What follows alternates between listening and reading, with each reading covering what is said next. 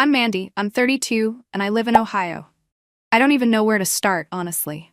Maybe I should start with the fact that I never thought my life would end up like this.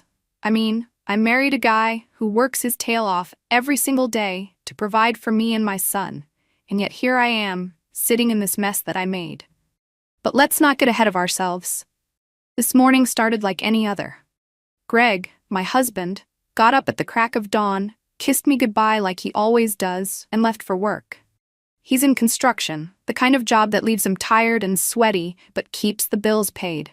I should have gotten up with him, made him some coffee or something. I didn't, though. Instead, I rolled over and stayed in bed for another hour, scrolling through Instagram.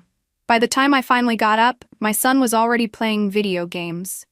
It's his favorite thing to do on weekends, and I didn't feel like making a big deal about it. I figured, why not let him have fun? Breakfast was frozen waffles and orange juice because I wasn't in the mood to cook anything. I thought about doing some laundry or maybe cleaning the bathroom, but the thought of scrubbing toilets didn't exactly thrill me, so I just didn't. Instead, I spent most of the day on my phone, texting and FaceTiming with Brad. Brad is Greg's coworker. He's been helping me figure things out lately, or at least that's what I've been telling myself. It's not like we're doing anything wrong, we're just talking. Greg doesn't get it.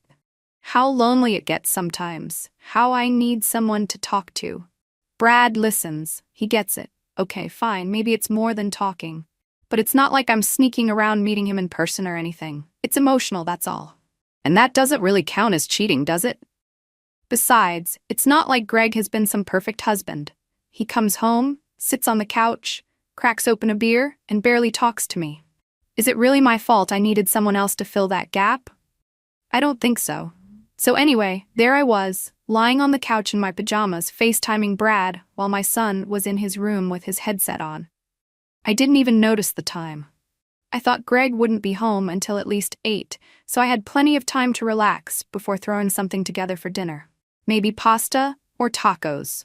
Nothing fancy, just enough to keep him from saying anything about it. But when I heard the front door open, my stomach dropped. He wasn't supposed to be home yet. Greg walked in, and I froze. I didn't even have time to hang up the call before he saw the screen. The look on his face, God, I'll never forget it. He just stood there, staring at me. And then he said, "Are you serious right now?" That's all he said, but the way he said it felt like a punch to the gut. I scrambled to turn off the call, but it was too late. He saw everything. My lazy day, the unfolded laundry piled up on the chair, the empty takeout containers from lunch. And then there was Brad's face on the screen, grinning like an idiot because he didn't realize what was happening. Greg lost it. "You've got to be kidding me," he yelled. "I'm out there breaking my back all day, and this is what you're doing? Talking to Brad? Brad?" He didn't give me a chance to explain or defend myself. Not that I really had a defense. What was I supposed to say? That I was lonely? That I didn't think it was that big of a deal? None of that would have made a difference. But instead of walking out the door, like I half expected him to, Greg started listing off everything he was mad about. "You didn't clean the house. You didn't do the laundry. You didn't even bother making dinner. What exactly do you do all day, Mandy?" His voice was sharp, and I hated the way it made me feel, like I was some lazy, ungrateful wife who didn't appreciate everything he did for me. The thing is, I do appreciate him. I know he works hard. I know he's a good guy. But it's not like I'm a bad person just because I didn't do laundry today. And it's not like I don't deserve someone to talk to, especially when Greg barely pays its attention to me anymore. He acts like I should just be grateful for the roof over my head and keep my mouth shut. But I need more than that. I need connection. And if he's not going to give it to me, why shouldn't I find it somewhere else? Of course, I didn't say any of that out loud. Instead, I just sat there while he went on and on about how disrespectful and lazy I was. He called me selfish, and that one stung because maybe he's right. Maybe I am a little selfish. But is that such a crime? Sometimes I feel like I'm drowning in this life, and all I'm trying to do is keep my head above water. By the time he was done, Greg looked more hurt than angry. He didn't say anything else. He just grabbed a beer from the fridge and went out to the garage, leaving me alone with my thoughts. And that's when it hit me. He wasn't going to leave me. Not yet, anyway. He's too good of a guy to just walk away, no matter how mad he is. But I knew things weren't going to be the same after this. Greg didn't come back inside for hours. I wasn't about to follow him into the garage and grovel. That's just not me. I don't like feeling like the bad guy, even if I sort of am in this situation. I don't think I'm the villain here, though. I mean, sure, I was FaceTiming Brad, but it's not like I slept with him or anything. And Greg's been checked out for months. I can't be the only one trying to keep this marriage alive. Still, I knew I had to do something to fix things, or at least calm him down. So I decided to clean up the mess in the living room. The takeout boxes went in the trash. I folded the laundry that had been sitting out for 3 days, and I even lit a candle on the coffee table to make it seem like I'd put effort into making the house cozy. It wasn't much, but it was something. By the time Greg came back inside, it was dark out. He walked past me without saying a word, went straight to the fridge, and grabbed another beer. I hated the silence more than anything. I couldn't take it. So I said, "Hey, can we talk?" My voice sounded shaky, even to me. Greg didn't even look at me. "What's there to talk about?" he said, slamming the fridge door shut. "You've already made it pretty clear how much you respect me and this marriage." That stung, but I wasn't going to let him have the last word. "It's not like I cheated on you," I said, crossing my arms. "I was just talking to someone because I needed someone to talk to. You're always at work, and when you're home, you barely even look at me. What do you expect me to do?" He turned around then, and the look in his eyes made my stomach twist. What do I expect? I expect my wife not to sit around FaceTiming my coworker while the house looks like a bomb went off. I expect you to act like you care about this family instead of acting like a spoiled teenager. That's what I expect. I didn't have a response to that. Not a good one anyway. So I did what I always do when things get tense. I tried to change the subject. "Look, I cleaned up," I said, gesturing around the room. "And I was thinking, maybe we could spend some time together tonight? Just you and me." I moved closer to him, trying to sound soft and sweet, hoping it would soften him up. Greg's expression didn't change. "You think cleaning up the mess you should have cleaned days ago is supposed to make me forget what you did, and now you want to play the good wife?" His voice dripped with sarcasm, and I hated the way it made me feel.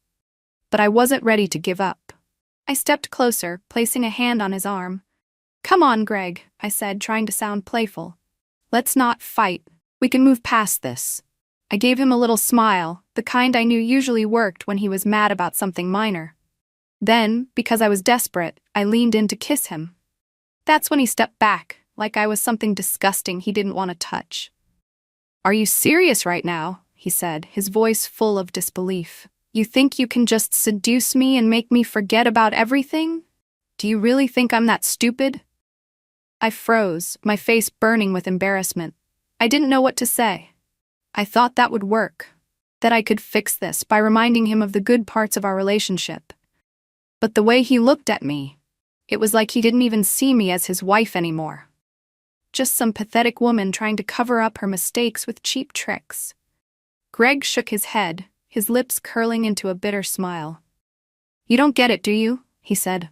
"This isn't just about Brad or the stupid FaceTime call. This is about everything. About how you don't take anything seriously. Not this marriage, not this house, not me. You don't even take yourself seriously." I wanted to argue, to tell him he was wrong, but deep down, I knew he wasn't. I've always been impulsive, the kind of person who does what feels good in the moment without thinking about the consequences. It's just who I am. But hearing him say it out loud, like it was some fatal flaw, made me feel small. "I'm trying, Greg," I said finally, my voice barely above a whisper. "I'm trying to be a good wife." He let out a dry laugh. "Trying? You don't even know what that means. A good wife doesn't disrespect her husband like you do. A good wife doesn't spend all day on her phone while her kid's eating frozen waffles and playing video games. You don't get to say you're trying when you've been doing the bare minimum for years." That hurt, but I didn't let it show. Instead, I crossed my arms and said, "Well, maybe if you paid more attention to me, I wouldn't have to go looking for it somewhere else." The second the words left my mouth, I knew I'd gone too far. Greg's face went completely blank, and for a moment I thought he might actually walk out the door. Instead, he just looked at me and said, "You really don't see it, do you? You don't see how much damage you've done."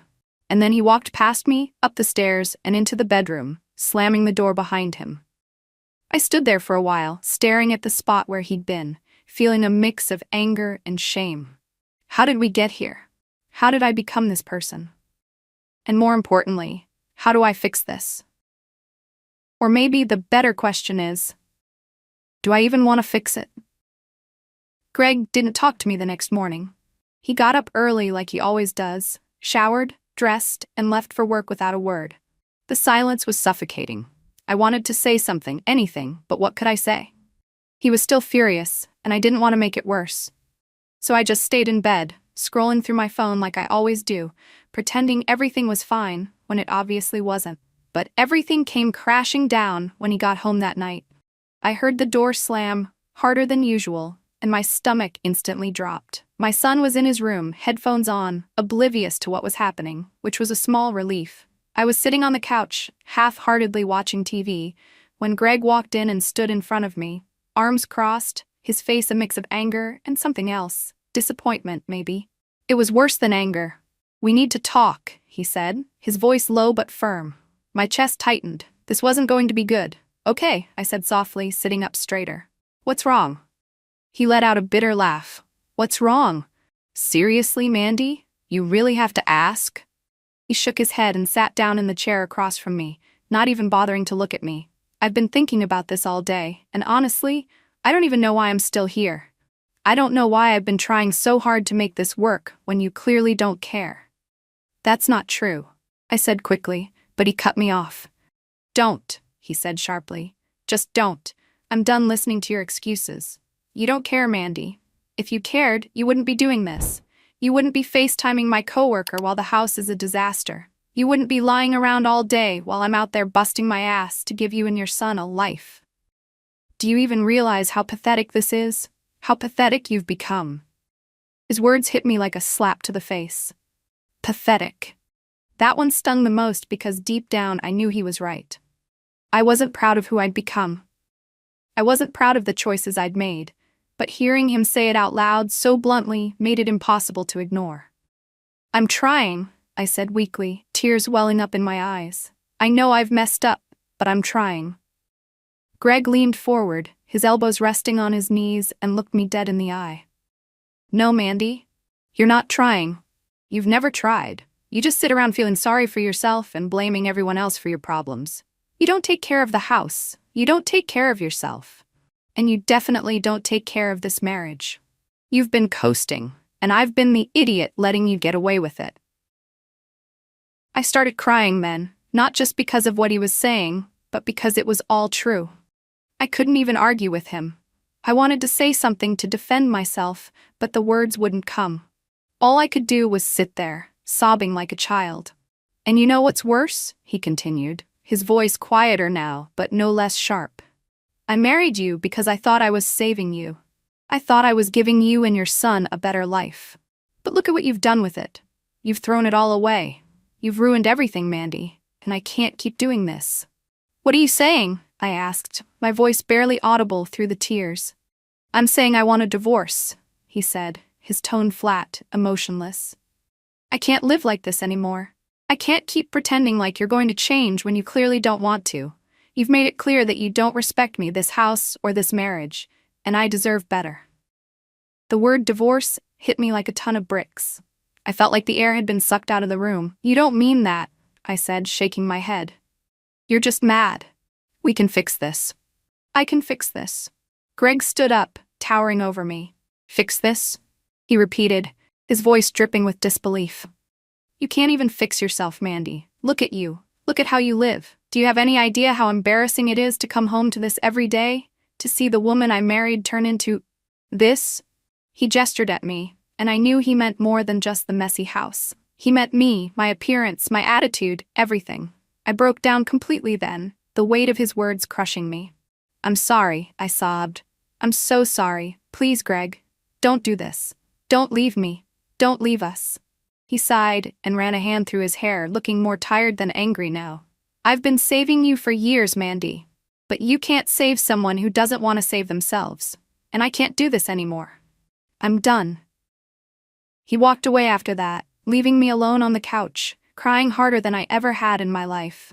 I thought about everything he'd said, and for the first time, I couldn't blame him. He was right about everything. I'd let myself go. I'd let the house go. I'd let our marriage go. And now I was losing him because of it. But the worst part wasn't losing Greg. It was realizing what this meant for my son. Greg had been the only stable thing in our lives.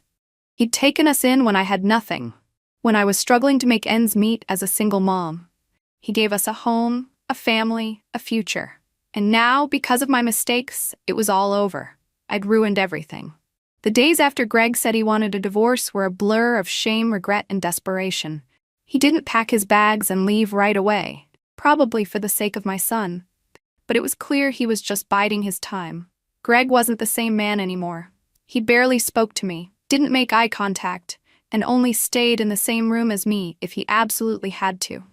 Every moment in the house was tense, like living with a stranger who couldn't stand the sight of me. At night, things were worse. I tried everything to bridge the gap between us. I put on makeup before bed, bought new lingerie, and even cooked his favorite meals, things I hadn't done in years. I thought if I could just remind him of the woman he fell in love with, maybe I could stop him from leaving, but he wasn't having it. One night, I waited until I knew he'd be in bed. I slipped into something lacy and sat next to him, brushing my fingers against his arm. "Greg," I said softly, my voice shaky, "can we just try, please?" He didn't even turn to look at me. "Don't," he said coldly, pulling his arm away. "I'm not interested." I swallowed hard, trying to keep the tears from spilling over. "Greg, come on. We can fix this. I can fix this. Just give me a chance." He sat up then, looking at me with a mixture of anger and exhaustion. "A chance? Mandy, I've given you 1,000,000 chances, and you've wasted every single one of them. Do you think I'm stupid? That I'd forget what you did because you decided to play house for a week? I don't love you anymore. I don't even like you. You're not the woman I married." His words felt like daggers, but he didn't stop there. "You can't fix this, Mandy. You can't fix us because you broke something that can't be put back together. And you didn't just hurt me, you embarrassed me. Do you have any idea what it's like to walk into work and have everyone know my wife was FaceTiming one of my coworkers behind my back? Brad won't even look at me now. And everyone else is whispering about it. You made me a joke." I couldn't respond. There was nothing I could say to make it better. The worst part was, he wasn't wrong. Word had gotten out at Greg's job, and Brad had completely ghosted me. No more texts, no more FaceTime calls. I'd tried messaging him once, just to explain, but he never replied. I was officially alone. Greg got up and left the room, leaving me sitting there in my ridiculous lingerie, feeling like a fool. That night, I cried myself to sleep, knowing I couldn't reach him anymore. He was done with me, and there was nothing I could do to change his mind. Over the next few weeks, things got harder. My son started to notice the tension in the house, and I didn't know how to explain it to him. How do you tell your child that you ruined the only stable family he'd ever had? Greg was still there, but he wasn't present. He barely acknowledged me and only spoke to my son when necessary. It was like I'd become invisible in my own home. I didn't know who to turn to. My mom wasn't around, and Greg had been my whole world for so long that I didn't have many friends. So I called my dad. We weren't close, he'd never been the warm and fuzzy type. But I was desperate. "Dad," I said, my voice trembling as I sat in my car outside the house. "I need your advice. Greg wants a divorce, and I don't know what to do." There was a long pause on the other end of the line. "Mandy," he said finally, his voice gruff. "What do you expect me to say? You messed up, you know that, right?" Tears welled up in my eyes. "I know, but I don't know how to fix it. He hates me." "Well, can you blame him?" he said bluntly. "You've got a good man there, Mandy. Or had, I guess. From what you've told me, he's done everything for you, and you spit in his face. I don't know what to tell you. You dug this hole and now you've got to live with it." I sat there in silence, his words hitting me like a ton of bricks. I'd hoped for some kind of comfort, maybe a pep talk, or even just a shoulder to cry on. But my dad wasn't that guy. He wasn't going to sugarcoat it for me. Look, he said after a moment. You're still young enough to figure things out. But if you keep blaming everyone else for your problems, you're gonna end up alone. And that's all I've gotta say. The call ended, leaving me feeling more lost than ever. I thought about what my life would look like without Greg, and it terrified me. At 32, with a son to take care of, I didn't know how I'd start over. Greg had saved me once, given me a home, a family, a future, and now I'd ruined it all. The truth was, I didn't even recognize myself anymore. I wasn't proud of the woman I'd become. I'd let myself go, taken Greg for granted, and made impulsive choices that destroyed everything good in my life. And now, I was paying the price. Every time I saw Greg, his coldness reminded me of what I'd lost. Every time I walked past a mirror, I hated the woman staring back at me. My son deserved better. Greg deserved better. But now, there was no way to undo the damage I'd done. All I could do was wait for the inevitable, the day Greg would pack his bags and leave for good. The final blow came a few weeks later, though I'd been bracing for it ever since Greg said the word divorce. I kept holding on to a sliver of hope that he might change his mind, that maybe he'd see I was trying to be better, even if it was too little, too late. But Greg wasn't the kind of man to forgive something like this, and deep down, I knew it. One Friday evening, Greg came home with a stack of papers in his hand. My stomach churned the moment I saw them.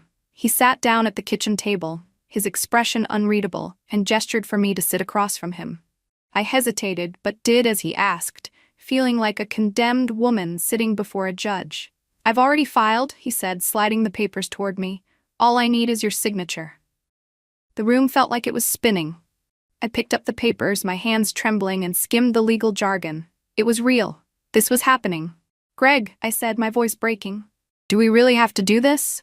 Can't we just—" "No," he said firmly, cutting me off. "We can't. I've made up my mind, Mandy. There's no fixing this." I dropped the papers on the table, tears streaming down my face. "Please, Greg, I'll do anything. I'll go to therapy, He shook his head. "You should have done all of that years ago. I gave you chance after chance and you wasted them all. I'm done, Mandy, I've been done. I'm only still here because of your son. I wanted to make this transition easier for him, but I can't keep living like this." His words felt like knives slicing through me, but I couldn't even argue. He was right. I'd taken him for granted, used his love and loyalty like a safety net, and now I was paying the price. What about my son?" I asked, my voice trembling. "He loves you, Greg. You're the only father he's ever had." Greg sighed, leaning back in his chair. "I'll still be there for him if he wants me to be. This isn't his fault, and I'm not going to abandon him, but I can't stay in this house anymore. I can't stay with you." I nodded slowly, my chest aching. "Where will you go?" I asked, though I wasn't sure I wanted to hear the answer. "I've already found a place," he said. "I'll move out next week.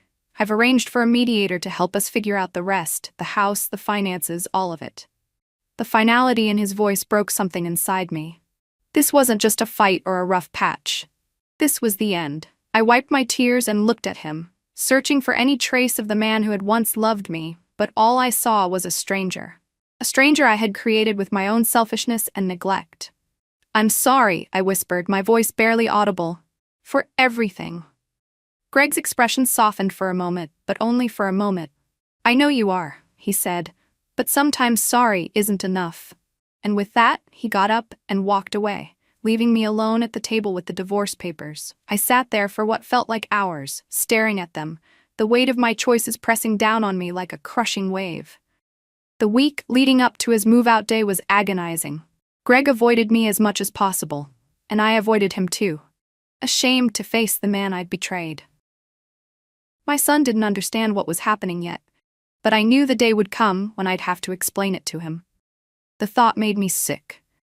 When the day finally came, Greg packed his things without a word. He hugged my son tightly, promised to see him soon, and then walked out the door without looking back. I watched from the window as he drove away, and for the first time in my life, I truly felt what it was like to be alone. Over the next few weeks, the reality of my situation sank in. Brad was gone, Greg was gone, and I was left to pick up the pieces of the life I'd destroyed. I started looking for work, something I hadn't done in years, but it wasn't easy. Employers didn't seem interested in a woman with a patchy job history and no degree, and the rejections piled up quickly.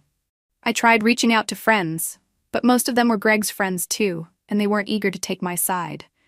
Even my dad, who I'd hoped might step up, kept his distance. "You'll figure it out," he'd said when I called him, but his tone made it clear he didn't want to get involved.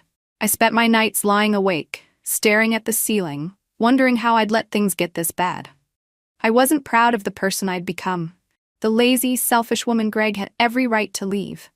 I hated her. But I didn't know how to be anyone else. The house was quiet now, almost eerily so. Without Greg, it felt empty, like the life had been sucked out of it. My son kept asking when Greg would come back, and every time I had to tell him the truth. He wasn't coming back. The pain in his eyes was like a knife to my heart, and I hated myself more with each passing day. In the end, Greg didn't just leave me.